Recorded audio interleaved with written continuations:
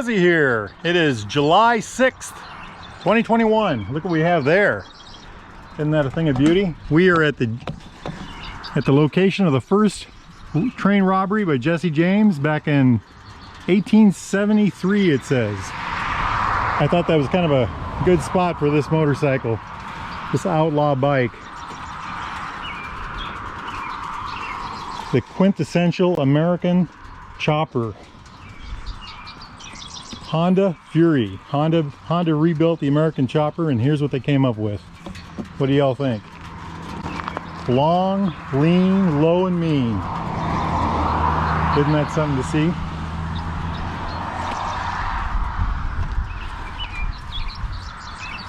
I love the styling. The open frame, that teardroppy tank, the headlights sprouting out of the front end, the high rake. I think that's 35 degrees. It's got you know, the bulbous balance fender, the low swung seat, of course the beautiful V-twin with the air box on the correct side. And look how wide this back tire is. I think it's a 200.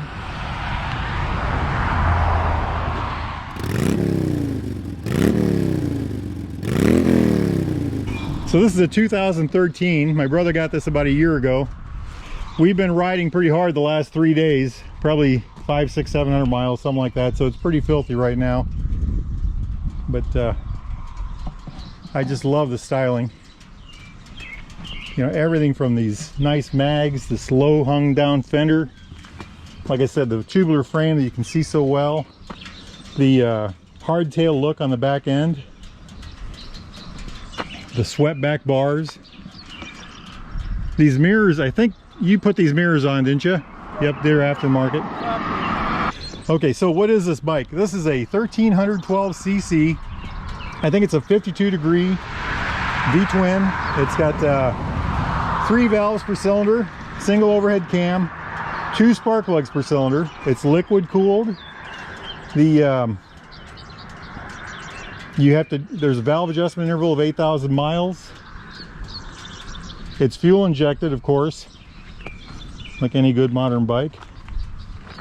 Shaft drive, 5-speed gearbox. The pin is a single pin crank, so it's got that ka-thunk noise.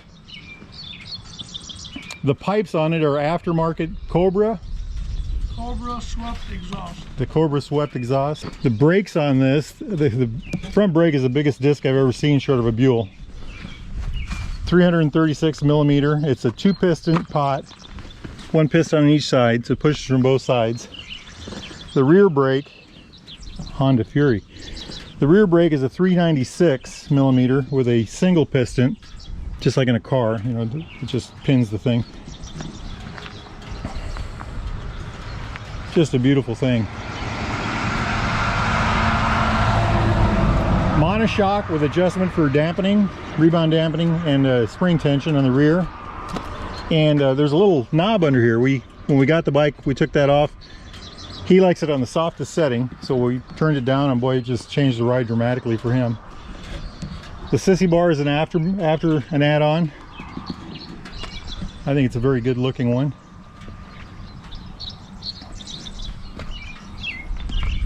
Like he said, he put different levers on it, and he's going to get a LED headlight for the front, and I think he wants to get a chrome radiator guard too. But anyway, I think it's one of the best looking bikes you can buy. I think Honda and I think Victory were the two companies. They took the classic American chopper, you know, and they worked the bugs out of it, and they made them reliable and you know, decent handling, and so they run well, and are, you know, something you can actually live with. So did they do that with this bike? Well, the problem with choppers, if you ever had a bicycle that was a real chopper, is like this one, is that they don't like to drive slow. They don't like being pushed around, you know, parking lots. They take a lot of room. They're hard to move around. They don't like to be driven slow. They're constantly trying to throw themselves on the ground. This bike has alleviated a lot of those problems. It hasn't eliminated it, but alleviated. The previous owner, you know, had some problem with it. But Andy has never had a problem with that. The handling around town, I've driven this bike, I don't know, a couple dozen miles, 20 or 30 miles. And I would say that around town, it handles beautifully. Handles better than my Honda Shadow. It feels lighter, even though it's 670 pounds, I think, 660 pounds. No, it handles around town just fine. Stoplight to stoplight, you know, cruising around, all that neat stuff. The power in town and the rideability of this bike is enhanced by the fact that it's got a 59 horsepower motor, but it's got 80 foot-pounds of torque. And the 80 foot-pounds of torque comes in at 2,200 RPM. So at 2,200 RPM, just over idle, you've got maximum torque already. That's a tremendous amount of power, right? So it's very easy to pull away from a stop or to go, you know, to do anything. It just has it. Rideability on these kind of roads, these 2-lane blacktops, we do a lot of those, and hundreds of miles a day. Last fall we were doing, I think we had a couple 500+ mile days, and the bike performed beautifully. It loves it. It just loves it. Gets decent mileage, 50 miles a gallon maybe, 48, 50. It performs well. I think it's a little loud, but Andy likes that, and everybody in the world except me likes a loud motorcycle. On the interstate, she just flies. It's, you know, the super long wheelbase, 72 inches or 71.5, about 6 feet of wheelbase, you know, makes it a comfortable bike on that kind of thing. Also, these tubes, I think they're 48 millimeter, and there's a 4-inch suspension. You know, it runs up 4 inches, so you've got pretty good suspension, especially with that kind of rake. And the back is over 3 inches, I think 3 3/8 or 3 5/8, you know, up and downish. So very good. So yeah, it runs down the road really well. I mean, I think it handles very good in town. I think it handles excellent on these 2-lane blacktops, and I think she does excellent on the interstate. You know, we had her in the shop the other day. Going in was easy. Getting her backed out was kind of a, you know, you needed 2 people to kind of back you around, because with that high rake, it doesn't turn, you know, it isn't quite as responsive to a turn as it is as a smaller bike would be. We did an oil change in this the other day, and one of the surprising things about this is ground clearance. If you look down there, there's very little. So we had to cut down an oil pan to get it to fit under there. We had it on the lift, so it was up level. This thing has 2 oil plugs, and I've never ran into that in a motorcycle. I thought, well, maybe it has a dry sump. Well, it doesn't. It's a wet sump, so I don't know what the deal is with that. Oil filter is a canister right behind the kickstand. It's very easy to get to. The air filter is right behind that. We haven't had to change that yet, but that's on our list. 4 spark plugs. We're going to get to those probably in the next week or two. You have to take these covers off. Maintenance calls for those to be changed every 8,000, just like on my Shadow. But anyway, it's the I call it the classic American chopper that's been fixed. And like I said, the 2 companies that have done it best, I feel, are Honda and Victory. Of course, Victory's no more, and Honda, well, here she is. And I just got to throw this in real quick. The other thing about this motorcycle that makes it particularly special is the red on red. The frame is the same color as the body. You know, the red of the body, the red of the frame. And I've seen a lot of other bikes like this, and that's a unique trait of this particular year. And I don't know, I haven't seen that on any of the other color bikes, you know, the blue ones or the silver ones. And there's just a whole bunch of very good looking Honda Furies. I think they make any color look good. I would have to say, if I were to choose, my favorite color would be this one, followed by blue. There's some absolutely gorgeous gunmetal ones that are just phenomenal. But anyway, I'm rambling. Here we are, Jesse James, first site of the first train robbery. What they did was they unbolted these tracks, and these are supposed to be the original ones. Pushed the tracks over, the train came along and fell over.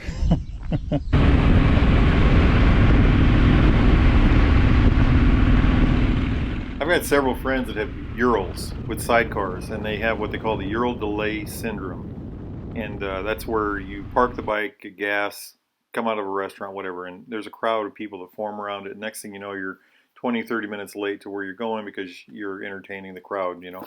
And the Fury has the same thing, Fury delay syndrome. Every time we come out of a restaurant, go to a gas station, whatever, the crowd forms, you know. It maybe not to the extent that a Euro might get, but you know, everything from little tiny kids to old ladies to people of all types. Everybody wants to know what the bike is. It says it clearly on the side, Honda, but nobody seems to see that. When you tell them it's a Honda, nobody can believe it. It's a very good-looking motorcycle, you know, long, lean, low, and mean, has a great rumble, attracts a lot of attention, a lot of attention. If you like that, this is the bike for you. However, that's not the only reason to get this bike. This bike is a very comfortable, from my point of view, very comfortable bike, and from Andy's point of view as well. I know there's people out there that will say it's not, and for them maybe it isn't. But he's had this bike about a year, a little over a year now, and we've done many 400 or 500 mile days. We've got a 500 mile day planned for next week. You know, if he wasn't comfortable, we wouldn't be doing those kind of rides consistently. We also have a trip. He wants to take a trip down to Florida. You know, we're in Iowa. That's, I don't know, 12 or 1,800 miles each way. If this bike wasn't comfortable, we wouldn't even think of a trip like that. My Shadow will do that in a heartbeat, and I think this bike would do just as good. It's got plenty of suspension, you know, almost 4 inches in the back and 4 inches on the front, and it seems to be very comfortable, especially on the highway. I think it does very well. The drawbacks of this bike, if there are any, are the low-speed handling. It doesn't like parking lots. It doesn't like you know, going slow. Because it's a chopper and has a high rake, it seems to want to tip over easily at those lower speeds. However, once you get above 5 miles an hour or so, it seems to straighten right out. You know, I drove it around town quite a bit. Haven't had any trouble with it at all. I've never come close to dropping it. Andy never has. Of course, we've been riding bikes since we were in diapers. But the bike, once you get on the highway, 2-lane blacktop, you know, in town cruising, 2-lane blacktop, interstate, just beautiful, especially on the interstate and 2-lane blacktop. It'll go for miles down the countryside.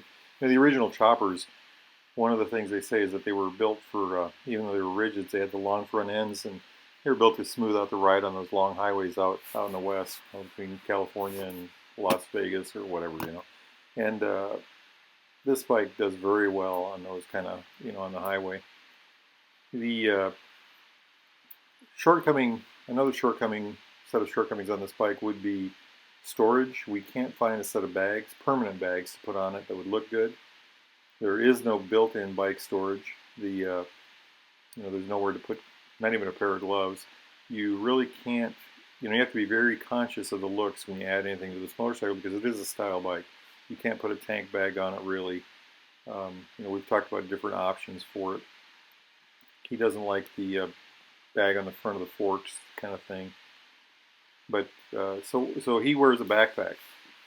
That's how he gets around that. When we go to, you know, if we go to Florida on a bike like this, I don't know what we're going to do. Maybe temporary saddlebags, you know, get by with that. He does want to put a taller sissy bar on it so he can have a little more storage. The other thing is wind protection. The bike has a tall handlebar, so you do get some body protection from the wind. And he rides with a full face helmet, so that has not been an issue.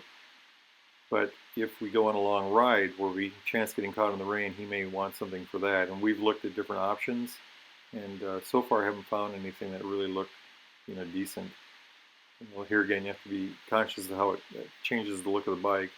If you have a Honda Fury or something, you know, no one where they've attacked these problems, storage, permanent storage, and wind protection, you know, share the link of the video. I'd love to see it. You know, that's something we want to deal with in a good manner. But the bike is beautiful. If you are thinking of getting a Honda Fury, try to get yourself a test ride on one. You know, see about the low speed quirks. You know, how does the ergonomics work for you in a long ride? And you know, will you appreciate the attention? It's a beautiful motorcycle. I was green with envy when he bought it. Still am. And it's just a fabulous machine. It works beautifully. It's got so much torque and so much wow. Anyway, get out there and ride. Enjoy life. It's short. Take care of yourselves. Yahoo!